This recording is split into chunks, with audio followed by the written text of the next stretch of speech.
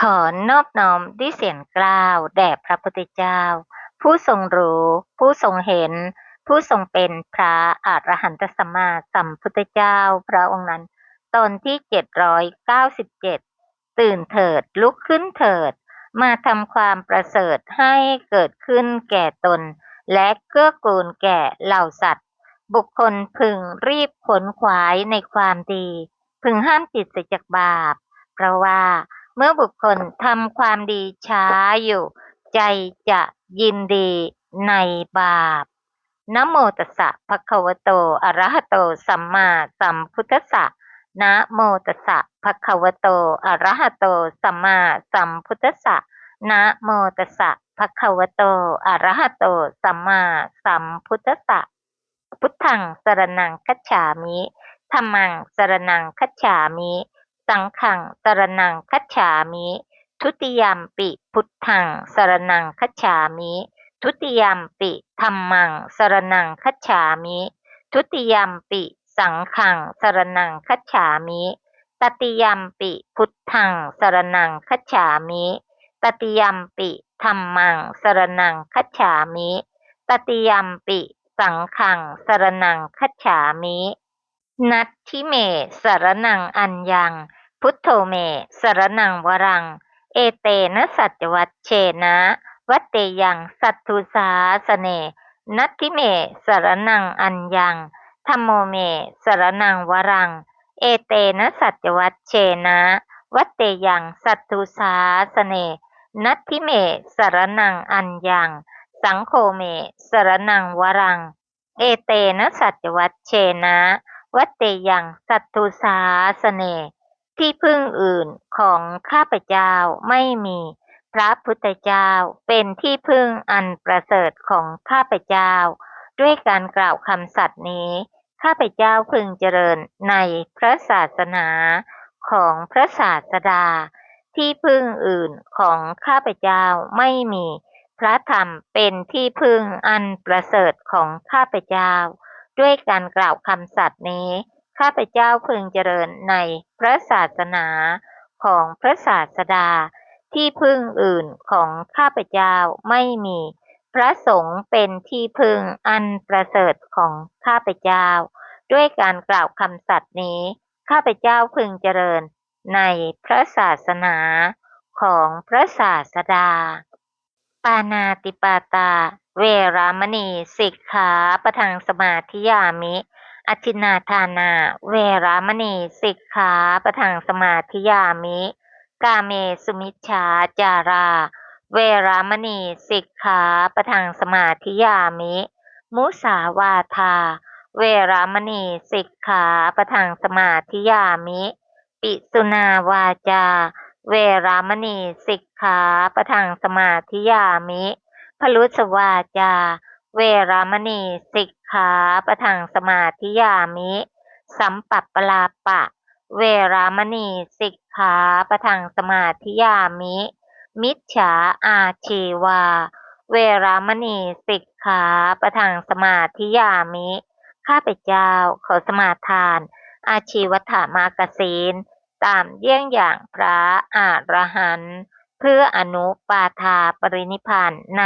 ปัจจุบันบูชาพระรัตนตรัยอันสูงสุดปานาติปาตาเวรามณีสิกขาปะทังสมาธิยามิอัตถินาทานาเวรามณีสิกขาปะทังสมาธิยามิอพรหมจริยาเวรามณีสิกขาปะทังสมาธิยามิมุสาวาทาเวรามณีสิกขาปะทังสมาธิยามิสุราเมรยะมัชฌะปมาทฐานาเวรามณีสิกขาปะทังสมาธิยามิวิกาลโภชนาเวรามณีสิกขาปะทังสมาธิยามินัจจคีตวาทิตวิสุกทัสนาเวรามณีสิกขาปะทังสมาธิยามิมาลาคันทวิเลปนะธารณะมันดนะวิภูสนัฏฐานาเวรามณีสิกขาปะทังสมาธิยามิอุจจาสยนะมหาสยนาเวรามณีสิก ขาปะทังสมาธิยามิ ชาตะรูปะรัชตะปฏิฆาหนา เวรามณีสิกขาปะทังสมาธิยามิ ข้าพเจ้าขอสมาทานศีล10ประการนี้ตามเยี่ยงอย่างพระอรหันต์เพื่ออนุปาทาปรินิพพานในปัจจุบัน บูชาพระรัตนตรัยอันสูงสุด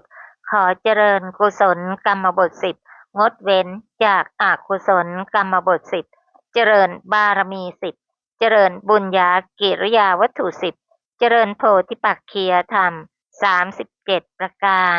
อันประกอบด้วยสติปัฏฐาน4สัมมาปัฏฐาน4อิทธิบาท4อินทรีย์5พละ5โพชฌงค์7อริยมรรคมีองค์8เพื่ออนุปาทาปรินิพพานในปัจจุบัน บูชาพระรัตนตรัยอันสูงสุด ท่านผู้มีบุญมากทั้งหลายก็คงตื่นกันขึ้นมาแล้วนะคะ ด้วยความสุขกายสุขใจและปลอดภัยกันอยู่ ก็คงระลึกถึงมรณานุสติกันได้มากขึ้นนะคะ จากเหตุการณ์ที่กำลังหมุนไปในขณะนี้ค่ะ เพราะเหตุแห่งการมีขันธ์ห้านะคะ ไม่ใช่ว่ามีแต่รูปธรรมแต่เพียงอย่างเดียว เพราะมีขันธ์ห้านั่นแหละค่ะ คือมีรูปเวทนาสัญญาสังขารและวิญญาณ จึงนำมาซึ่งความทุกข์กายและทุกข์ใจ เราจะเห็นได้ชัดว่าความแปรปรวนซึ่งเกิดขึ้นจากภัยธรรมชาติเท่านั้นเอง ยังนำมาซึ่งความทุกข์นานาประการ แล้วความแปรปรวนที่เกิดขึ้นภายในอย่างต่อเนื่องอยู่ล่ะ ย่อมนำมาซึ่งความเดือดร้อนเร่าร้อนมากมายแค่ไหนนะคะ เพราะว่าไฟ11กองนั่นล่ะแผดเผาเราอยู่ อันประกอบด้วยไฟคือราคะโทสะโมหะ ไฟคือชาติ ชรา มรณะ โศกะ ปริเทวะ ทุกข์ โทมนัส และอุปาญาตนั่นเองนะคะ ไฟเหล่านี้เร่าร้อนยิ่งกว่าไฟในโลกไหนๆ เพราะอะไร เพราะไฟเหล่านี้ล่ะค่ะนำไปสู่โลกทั้งปวง ไม่ว่าจะเป็นนรก เปรต อสุรกาย เดรัจฉาน หรือเมื่อเจริญกุศล ก็สามารถเข้าถึงสุขคติ แต่นั้นก็ยังนำมาซึ่งไฟที่แผดเผา หากไม่สามารถออกจากโลกคืออุปทานขันธ์ห้าค่ะ ค่ะขณะนี้เราศึกษาในเรื่องของรูปกันอยู่นะคะในรูป28หัวข้อทุกกะมาติกา อันเป็นการจำแนกเป็นคู่ซึ่งมีนัยยะอยู่11นัยยะนัยยะที่5โอราริกรูปกับสุขุมรูปในคู่ที่6สันติเกรูปกับทุเรรูปในรูปคู่ที่7คือสัพปติคารูปกับอัปปติคารูปซึ่งแม้จะชื่อต่างกันแต่ตัวองค์ธรรมนั้นเหมือนกันค่ะด้วยเหตุแห่งพระธรรมคำสอนนั้นมีหลากหลายมีวิจิตรด้วยสัพพัญญุตญาณของพระองค์จึงสามารถยังเข้าไปเห็นรายละเอียดต่างๆจึงมีชื่อที่หลากหลายวิจิตรตามลักษณะของธรรมะซึ่งหากไม่มีพระสัมมาสัมพุทธเจ้านะคะจะไม่มีวันรู้ได้เลยว่าธรรมะเหล่านี้ละเอียดลุ่มลึกและมีนัยยะอันวิจิตรมากมายเหลือเกินนะคะแม้รูปจะเป็นรูป28เหมือนกันก็ตามแต่ลักษณะอาการนั้นวิจิตรหลากหลายมากนะคะนี้คือการแบ่งโดยนัยยะที่เป็นคู่ในคู่ที่8นั้นคืออุปาทินกะรูปกับอนุปาทินกะรูปคำว่าอุปาทินกะรูปนั้นแปลว่ารูปที่เป็นผลอันเกิดจากกรรมมีกุศลกรรมอกุศลกรรมเป็นต้นองค์ธรรมได้แก่ประสาทรูป5ภาวะรูป2หัตถยารูป1ชีวิตรูป1ปริเฉทรูป1และอวินิโพครูป8ในอวินิโพครูป8นั้นจำกันได้แล้วใช่ไหมคะเพราะกล่าวกันอยู่บ่อยๆมีอะไรบ้างมีมหาภูตรูป4วรรณรูป1วรรณะคือสีนะคะคันธรูป1คืออะไรคะกลิ่นรสรูป1คือรส โอชารูปหนึ่งคือโอชาที่อยู่ในอาหารทั้งหลายหรืออยู่ในรูปทั้งหลายไม่ว่าจะรูปนั้นเป็นภายนอกหรือภายในก็ย่อมมีโอชาทั้งสิ้นนะคะรวมทั้งหมด18รูปอันเป็นรูปที่เกิดจากกรรมซึ่งเรานั้นควรจะใส่ใจจดจำเอาไว้นะคะเพราะสิ่งเหล่านี้มีความแปรปรวนโดยมีกรรมเป็นปัจจัยแต่ธรรมะเหล่านี้ซึ่งเป็นรูปที่เกิดจากกรรมนั้นใช่ค่ะมีกรรมเป็นปัจจัยแต่ก็ต้องมีเหตุปัจจัยอื่นเกื้อกูลด้วยอันประกอบด้วยจิตอุตุและก็อาหารเป็นตัวเกื้อกูลด้วยค่ะจึงจะสามารถดำรงสภาพของความเป็นรูปเหล่านั้นให้ดำเนินไปได้เอาง่ายๆนะคะตาหากไม่ให้อาหารเลยถามว่าตาจะอยู่ได้ไหมและไม่ให้อาหารที่เป็นตัวหล่อเลี้ยงตาอันประกอบด้วยวิตามินอะไรคะซึ่งในทางโลกเรียกว่าวิตามินเอใช่ไหมคะสิ่งเหล่านี้แล้วค่ะเราทั้งหลายนั้นควรใส่ใจและจดจำเพราะไม่ใช่สิ่งอื่นแต่เป็นภายในที่เรามีกันอยู่ทุกคนโดยเฉพาะหากได้กรรมที่เป็นปัจจัยให้เกิดในภพชาตินี้ประณีตประสาทรูปห้าเหล่านั้นก็แข็งแรงไปได้นานแต่ก็เป็นอย่างเดิมนั่นแหละค่ะธรรมะไม่มีอะไรเลยที่จะคงที่ย่อมมีความแปรปรวนเปลี่ยนแปลงอยู่ตลอดเวลานำมาซึ่งความเป็นโรคเป็นดั่งหัวฝีเป็นต้นรวมทั้งหมดเป็น18รูปใช่ไหมคะทบทวนอีกครั้งหนึ่งคือประสาทรูปห้าภาวะรูปสองหัตถยรูปหนึ่งชีวิตรูปหนึ่งปริเฉทรูปหนึ่งอวินิโพครูป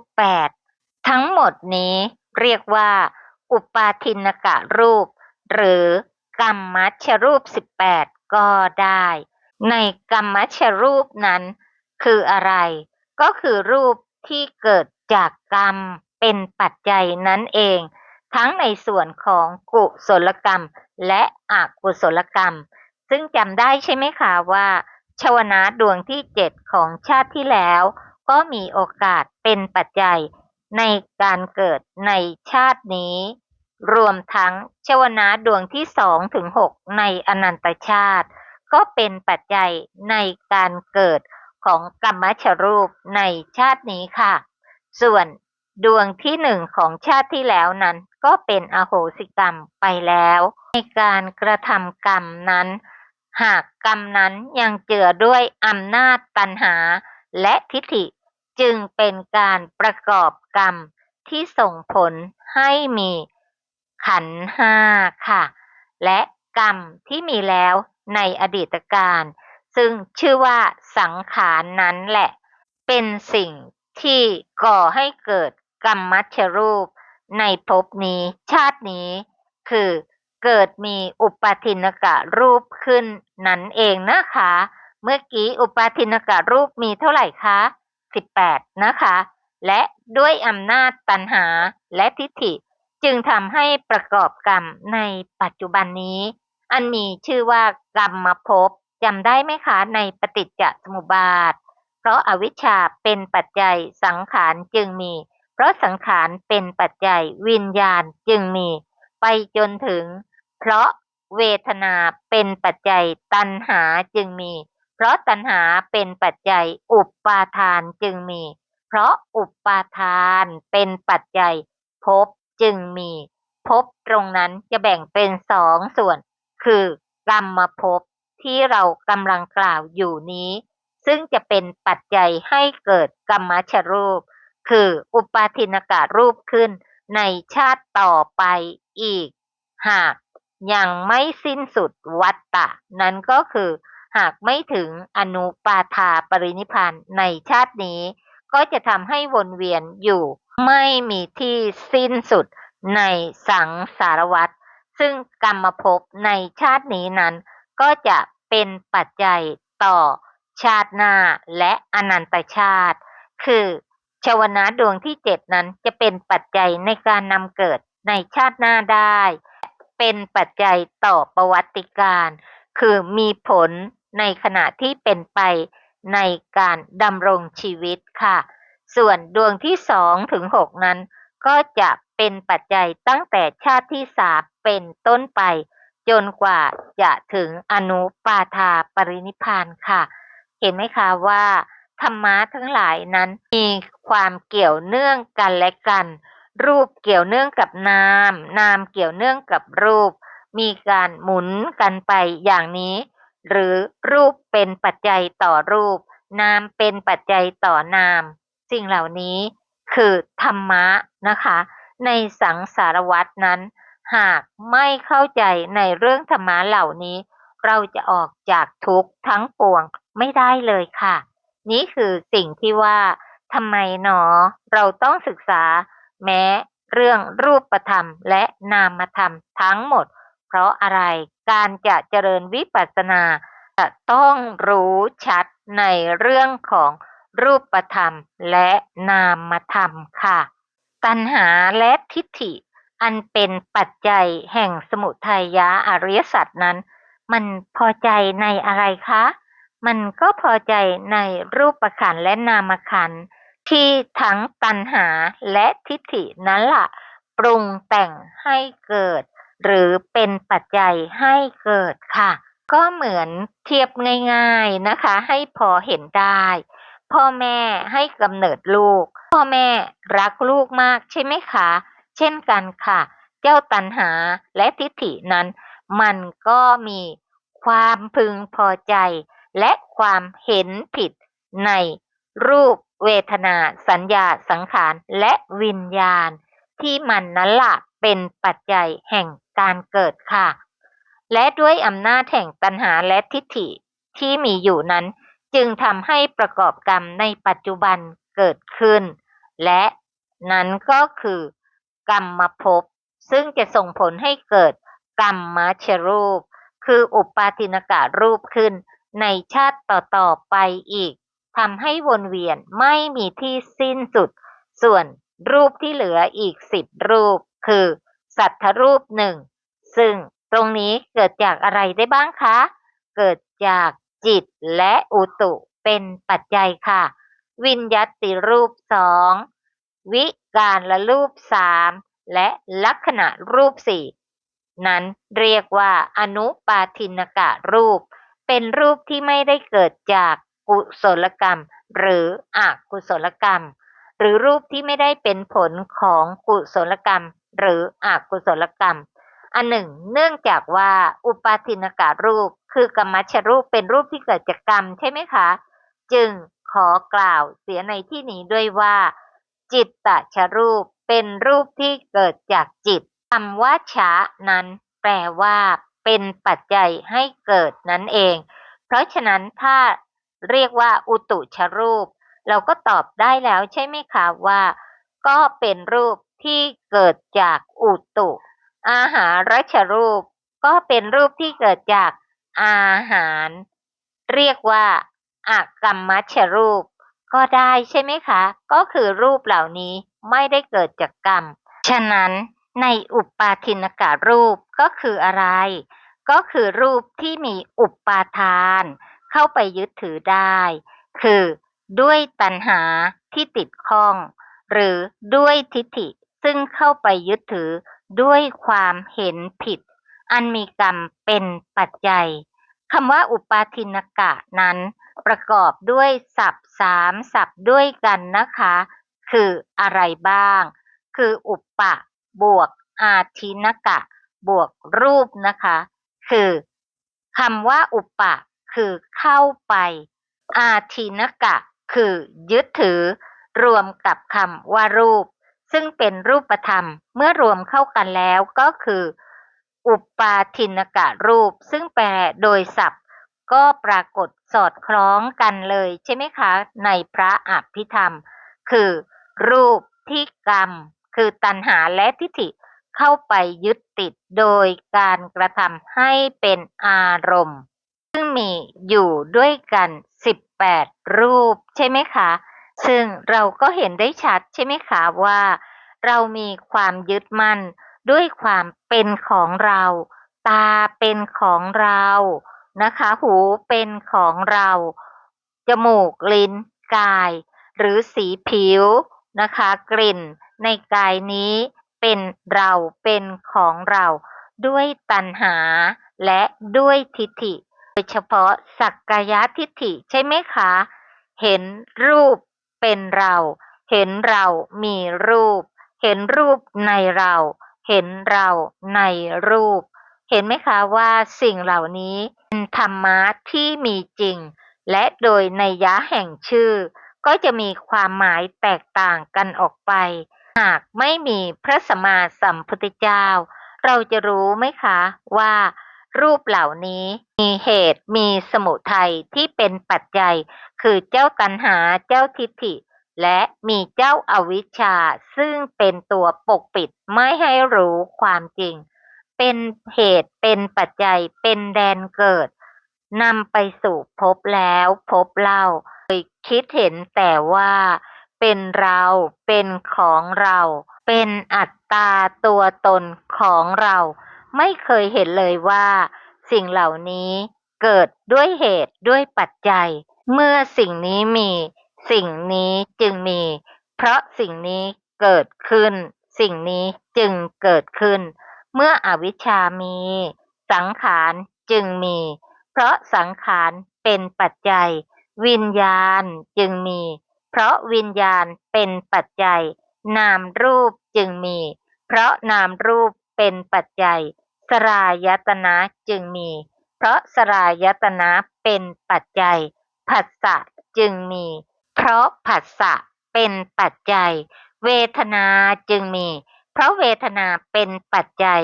ตัณหาจึงมี เพราะตัณหาเป็นปัจจัยอุปาทานจึงมี เพราะอุปาทานเป็นปัจจัยภพจึงมี เพราะภพเป็นปัจจัยชาติจึงมี เพราะชาติเป็นปัจจัยชรามรณะโสกะปริเทวะทุกข์โทมนัสและอุปาญาตจึงมีกองทุกข์ทั้งมวลนี้มีการเกิดขึ้นด้วยอาการอย่างนี้การพิจารณาในเรื่องของปฏิจจสมุปบาทนั้นก็ควรพิจารณาเป็นคู่ไปนะคะคู่ไหนที่เรามีความชำนาญก็พิจารณาซ้ำไปซ้ำมาให้เห็นความเป็นเหตุเป็นปัจจัยเห็นผลส่องไปหาเหตุเห็นเหตุส่องไปหาผลเราก็จะเข้าใจว่าธรรมะทั้งหมดเหล่านี้เกิดขึ้นเพราะมีเหตุมีปัจจัยอยู่และหากดับเหตุดับปัจจัยแล้วธรรมะเหล่านี้ก็จะไม่เกิดขึ้นดังที่พระองค์ตรัสไว้ในนิโรธวาระว่าเพราะอาวิชชาดับไปไม่เหลือด้วยวิราคะสังขารจึงดับเพราะสังขารดับวิญญาณจึงดับเพราะวิญญาณดับนามรูปจึงดับเพราะนามรูปดับสลายตนะจึงดับเพราะสลายตนะดับผัสสะจึงดับเพราะผัสสะดับเวทนาจึงดับเพราะเวทนาดับตัณหาจึงดับเพราะตัณหาดับอุปาทานจึงดับเพราะอุปาทานดับภพจึงดับเพราะภพดับชาติจึงดับเพราะชาติดับชรามรณะโสกะปริเทวะทุกข์โทมนัสและอุปาญาตจึงดับกองทุกข์ทั้งมวลนี้มีการดับด้วยอาการอย่างนี้หากไม่อยากมีทุกข์นะคะอยากพ้นจากการเกิดแผ่นดินไหวไฟเผาไหม้แต่การเกิดทุกคราวนั้นเป็นทุกข์รับไปใช่ไหมคะและที่สำคัญคือหากไม่สามารถดับการเกิดได้ไฟคือราคะไฟคือโทสะไฟคือโมหะไฟคือชาติชรามรณะโสกะปริเทวะทุกข์โทมนัสและอุปาญาตก็เผาไปหาเบื้องต้นที่กำหนดรู้ไม่ได้และหาเบื้องปลายที่ไม่สามารถรู้ได้เช่นกันในขณะนี้เรามีโอกาสแล้วนะคะอยู่ท่ามกลาง ศึกษาและปฏิบัติตามพระธรรมคำสอนที่พระองค์ตรัสไว้เข้าไปกำหนดรู้ในทุกขอริยสัจอันประกอบด้วยรูปเวทนาสัญญาสังขารและวิญญาณเหล่านี้นะคะด้วยปริญญาสามก็จะเป็นเหตุเป็นปัจจัยให้ถึงที่สุดแห่งทุกข์ได้ด้วยการศึกษาและปฏิบัติธรรมเพื่ออนุปาทาปรินิพพานในปัจจุบันหม่อมฉันทั้งหลายเชื่อมั่นว่า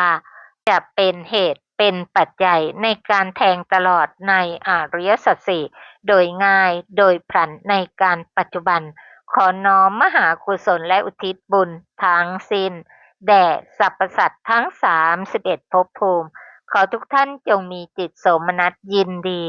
อนุโมทนาในมหากุศลทั้งสิ้นเพื่ออนุปาทาปรินิพพานโดยง่ายโดยพลันโดยทั่วกันทุกตนทุกท่านค่ะ